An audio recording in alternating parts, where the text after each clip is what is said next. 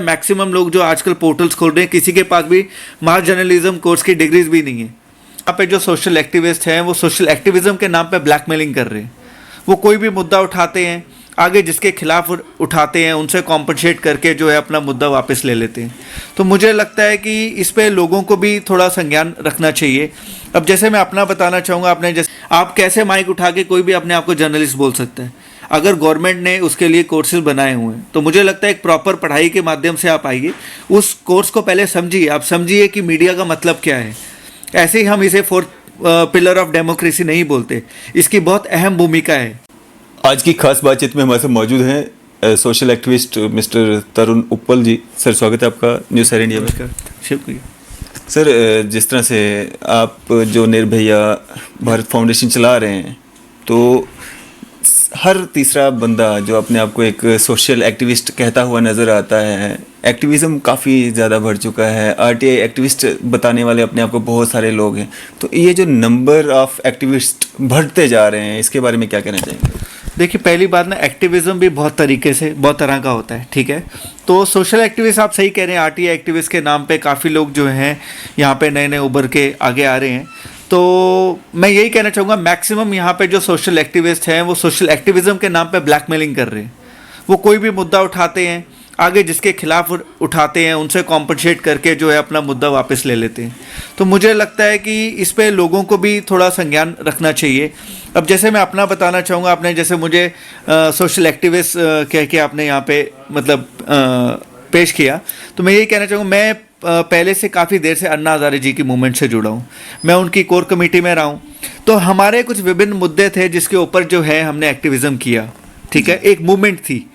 तो वो अब यहाँ आजकल आप देखेंगे आरटीआई एक्टिविस्ट, मतलब किसी भी डिपार्टमेंट में आप आरटीआई लगा के इंफॉर्मेशन निकाल लेते हैं, फिर आप अपने पर्सनल मोटिव के लिए उन्हें ब्लैकमेल करते हैं। अगर आपके काम नहीं होते तो आप उनको और एक्सपोज करने की धमकियां देते हैं। तो ये गलत है और मुझे लगता है इस पे कोई ना कोई संज्ञान गवर्नमेंट को भी लेना चाहिए, क्योंकि एक्टिविज़म एक बहुत अच्छा रोल प्ले कर सकता है सोसाइटी में। क्योंकि अगर एक्टिविज़म नहीं होगा, अगर आप किसी को क्रिटिसाइज़ नहीं करेंगे, तो जो उनकी खामी है वो आप जनता के सामने नहीं ला सकते।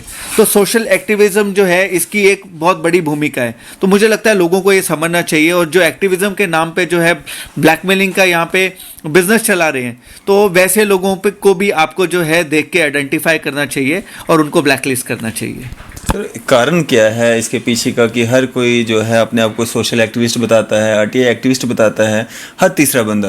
तो इसके पीछे का कारण क्या है? क्या उनको इसमें सुविधा महसूस होती है, आसानी महसूस होती है कि वो किसी के खिलाफ भी आरटीआई लगाना शुरू हो जाता है या सोशल वर्क के जरिए वो मतलब ब्लैकमेलिंग करता है? देखिए, ये जो आरटीआई एक्टिविज्म जो हो गया, एक मतलब डर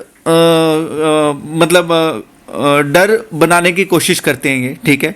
कुछ लोगों को दबाव बनाने की कोशिश करते हैं कि मतलब आप देखिए, जो भी अगर मैं किसी भी ब्यूरोक्रेट के पीछे पड़ जाता हूँ, अगर ऑलमोस्ट देख लीजिए, अब मैं किसी के कैरेक्टर पे या किसी पे नहीं बोलना चाहूँगा, अगर आप में कोई खामी है या आपने कुछ गलत काम किया तो आप डरेंगे। बिल्कुल। और जब मैं आपके खिलाफ आरटीआई लगा रहा हूँ तो आप पे भी दबाव पड़ेगा।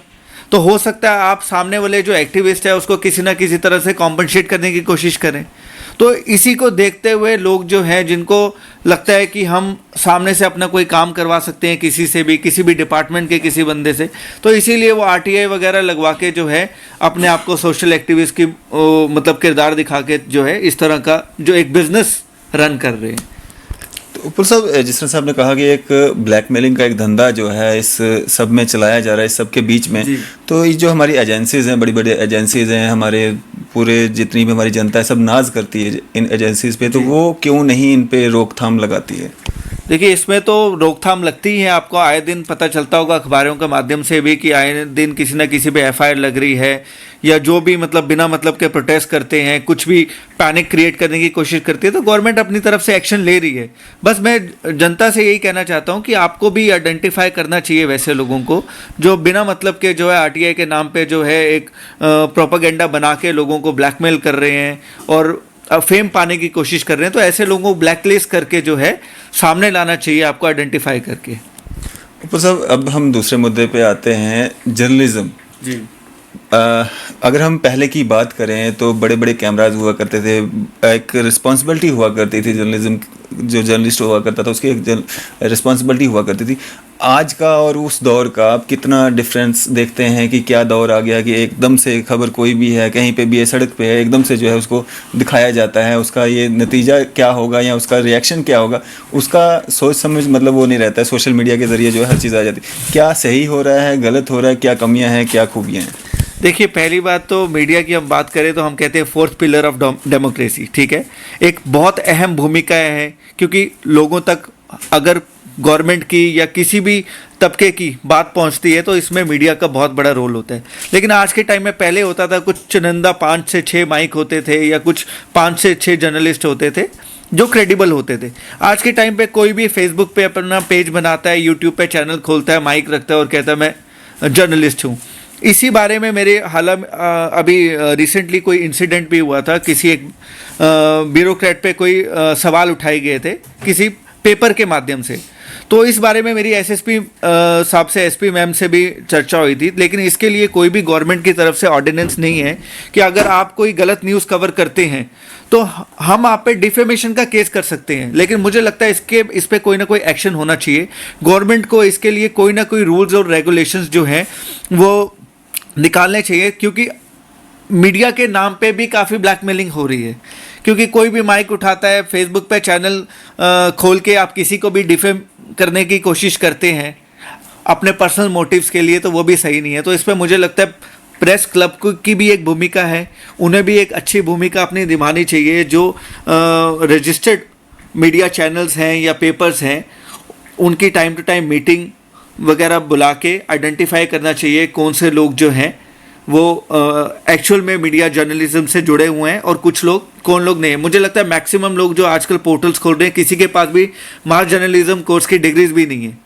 तो इस पे मैं गवर्नमेंट को यही दरख्वास्त करना चाहूँगा कि इस पे जल्दी से जल्दी कोई ऑर्डर निकालना चाहिए, क्योंकि इस वजह से भी काफ़ी हद तक जो है ब्लैकमेलिंग के केसेस भी आगे आ रहे हैं और कुछ अच्छे लोगों को भी डिफेम करने की कोशिश की जा रही है मीडिया के माध्यम से। ऊपर साहब, जिस तरह से आपने बात की सोशल मीडिया पे जो चैनल चल रहे हैं उसकी वजह से भी तो कहीं ना कहीं बेरोजगार जो युवक युवतियां हैं उनको कहीं ना कहीं रोजगार मिल रहा है, वो अपना काम जो है वो कर रहे हैं। देखिए, रोजगार करने के लिए हर एक चीज़ का एक सिस्टम होता है, चैनलाइज होता है, चैनल होता है पूरा। अगर आपको सरकारी नौकरी भी करनी है तो आप कम से कम 12वीं तो करेंगे।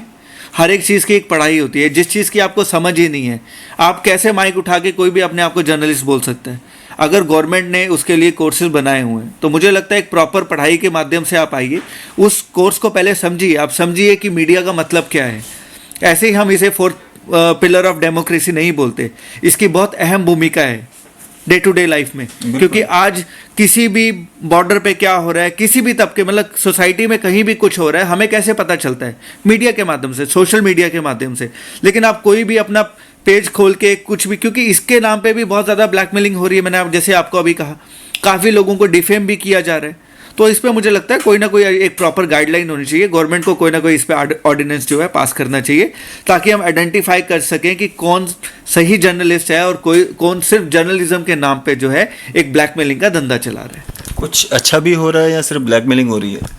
नहीं, अच्छा हो रहा है कि देखिए, अब सोशल मीडिया पहले जैसा नहीं रहा, बहुत एक्टिव हो गया। क्योंकि अब गाँव खेड़े में आप कहीं भी चले जाइए तो इंटरनेट की सुविधा है। तो कुछ अच्छा ये होता है कि कोई भी अच्छी चीज़ सर्कुलेट होने में बहुत जल्दी सर्कुलेट होती है, लेकिन उसका ड्रॉबैक भी ये है कि कोई गलत चीज़ भी जो है वो भी बहुत तेज़ी से सर्कुलेट होती है। तो मुझे लगता है कि इस पे कोई ना कोई ऑर्डर गवर्नमेंट को जल्दी से जल्दी पास करना चाहिए, क्योंकि और मैक्सिमम जर्नलिस्ट जो हैं, मुझे लगता है सबको मास जर्नलिज्म का कोर्स जो है मैंडेटरी कर देना चाहिए। बिल्कुल जी। तो ये जो मीडिया एजेंसीज़ हैं जो इनको रिक्रूट करती हैं, जो इनको अपने जो काम, जो अपना माइक देती हैं, आई कार्ड्स देती हैं, तो उनके लिए कोई मैसेज नहीं देना चाहेंगे आप कि वो किस तरह से जो पैसे बचाने के चक्कर में ना उनकी क्वालिफिकेशन देखते हैं, ना उनका मास कम्युनिकेशन देखते हैं, ना ही उनका बातचीत करने का तरीका देखते हैं और उनको रख लेते हैं और वो मार्केट में काम करना शुरू कर देते हैं? देखिए, वो उनको मैं जर्नलिस्ट नहीं कहूँगा या एजेंसी नहीं कहूँगा, वो बिजनेसमैन है, वो बिजनेस कर रहे हैं। उनको अगर उससे व्यापार मिल रहा है, उनको कोई ना कोई मतलब बेनिफिट मिल रहा है, जिम्मेवारी तो है ना उनकी भी। जिम्मेदारी है, पर वो समझ नहीं रहे हैं क्योंकि गवर्नमेंट ने इसके लिए कोई गाइडलाइन ही नहीं निकाली है। तो जब तक गाइडलाइन आएगी नहीं, ये बिजनेस तो बढ़ता रहेगा जी, क्योंकि इट्स अ बूमिंग बिजनेस। इसमें पैसा इन्वॉल्व है, बहुत सारी चीज़ें इन्वॉल्व हैं। तो इस पर जब तक गवर्नमेंट कोई संज्ञान नहीं लेती, कोई ऑर्डर नहीं निकालती, ये तो उल्टा और बढ़ेगा। आज के टाइम में आप कहीं भी चले जाइए, प्रेस कॉन्फ्रेंस के नाम पे 100 माइक होते हैं।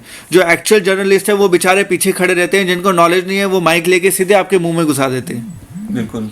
तो इस पे गवर्नमेंट को ऑर्डर कोई ना कोई निकालना चाहिए, कोई ना कोई ऑर्डिनेंस पास करना चाहिए, क्योंकि मैंने पहले भी कहा कि मीडिया की एक बहुत अहम भूमिका है हमारी सोसाइटी में।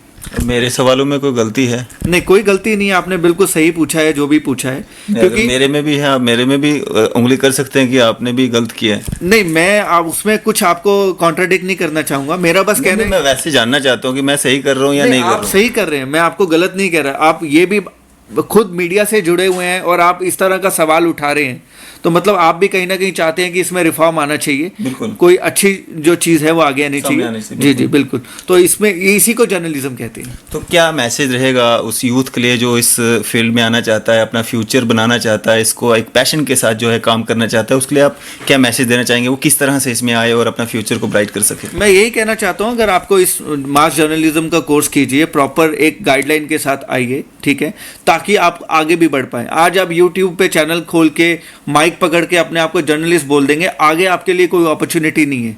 अगर आपको कल को नेशनल या इंटरनेशनल मीडिया में जुड़ना है, उसके लिए आपके पास डिग्री होना मैंडेटरी है।